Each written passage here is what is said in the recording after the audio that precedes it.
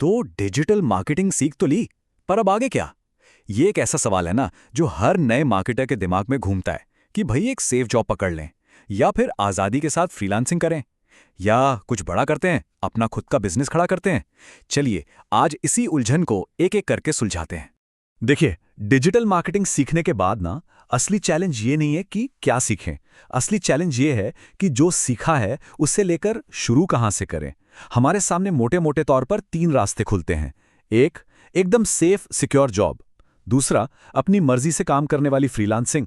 और तीसरा, कुछ बड़ा बनाने का सपना, यानी कि बिजनेस। तो सवाल ये है, चुनाव कैसे करें?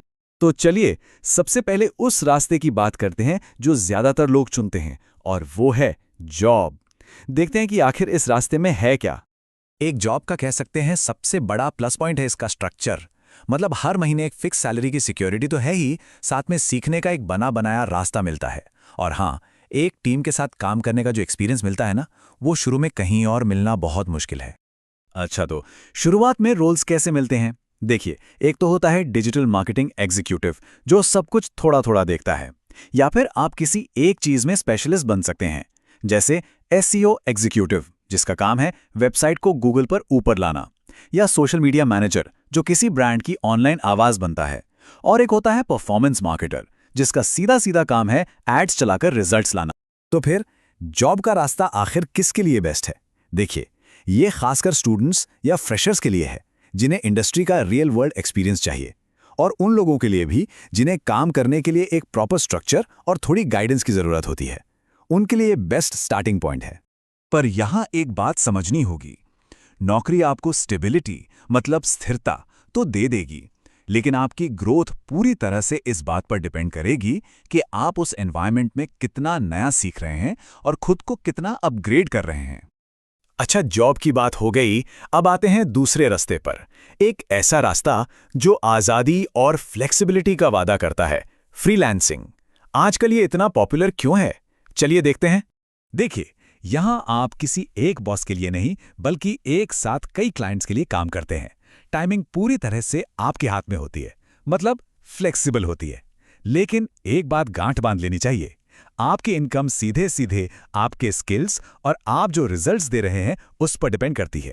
तो एक फ्रीलांसर के तौर पर आप क्या क्या कर सकते हैं?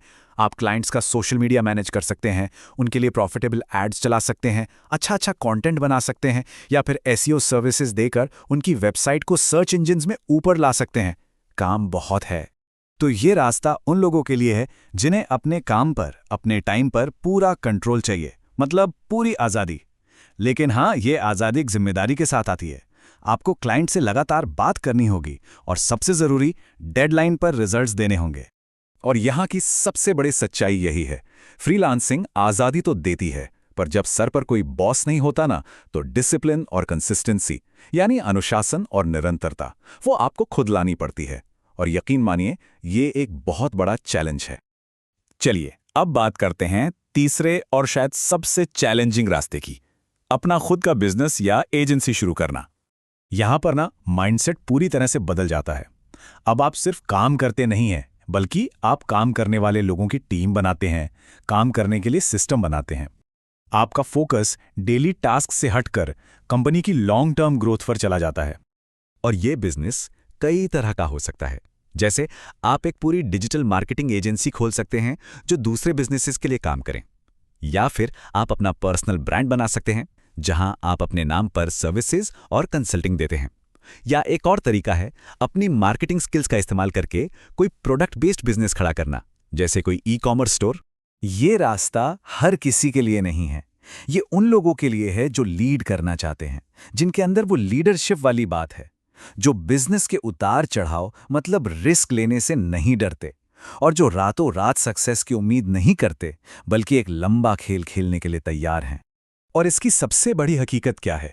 बिजनेस की शुरुआत अक्सर बहुत स्लो होती है, कई बार फ्रस्ट्रेटिंग भी, लेकिन अगर टिक गए तो जो असली ग्रोथ और स्केल है वो इसी रास्ते पर मिलता है। तो जॉब, फ्रीलांसिंग, बिजनेस, ये तीनों रास्ते ऊपर से देखने में कितने अलग लगते हैं ना, लेकिन एक एक ऐसी गहरी सच्चाई है जो इन तीनों को एक ही धागे से जोड़ती है। देखिए, आप चाहे जॉब करें, फ्रीलांसिंग करें या अपनी एजेंसी चलाएं, आपके टूल्स, आपके सॉफ्टवेयर वो बदल सकते हैं। लेकिन एक चीज़ है जो कभी नहीं बदलनी चाहिए, और वो है आपकी मार्केटिंग वाली सोच। असली खेल टूल्स का नहीं, सोच का है। सक्सेस की जड़ सोच में है, टूल्स में नहीं। तो सबसे ज़रूरी बात जो हमें समझनी है वो ये है, आप कौन सा करियर पाथ चुनते हैं ये इंपॉर्टेंट है, बिल्कुल है, पर उससे भी कहीं ज़्यादा इंपॉर्टेंट है एक मार्केटर की तरह सोचना सीखना। यही आपकी असली सफलता की नींव है। ठीक है, ये सब तो समझ आ गया, पर अब सवाल वही है कि अपने लिए सही स्टार्टिंग पॉइंट कैसे चुनें। चलिए इसको बिल्कुल आसान कर देते हैं। ये बिल्कुल सीधा साधा है। अगर आपकी पहली प्रायोरिटी अभी स्टेबिलिटी और सीखना है तो जॉब से शुरू करें। अगर आपको अपने समय पर पूरा कंट्रोल और आज़ादी चाहिए तो फ्रीलांसिंग का रास्ता आपके लिए है। और अगर आपका सपना कुछ बहुत बड़ा बनाना है तो फिर बिजनेस के अलावा कोई और रास्ता नहीं है। और हाँ, एक बात हमेशा याद रखिएगा, ये कोई लाइफ लॉन्ग फैसला नहीं है। बहुत सारे लोग जॉब से शुरू करते हैं, फिर फ्रीलांसिंग में जाते हैं और आगे चलकर अपनी एजेंसी खोल लेते हैं। तो आप कभी भी अपना रास्ता बदल सकते हैं, कोई टेंशन वाली बात नहीं है। तो आज हमने करियर के इन 3 रास्तों को समझा, लेकिन एक और बहुत बड़ा सवाल अभी भी बाकी है।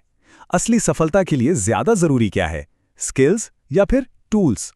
ये एक ऐसा सवाल है जो आपकी ग्रोथ की स्पीड तय कर सकता है, और इसी पर हम बात करेंगे अपने अगले डिस्कशन में।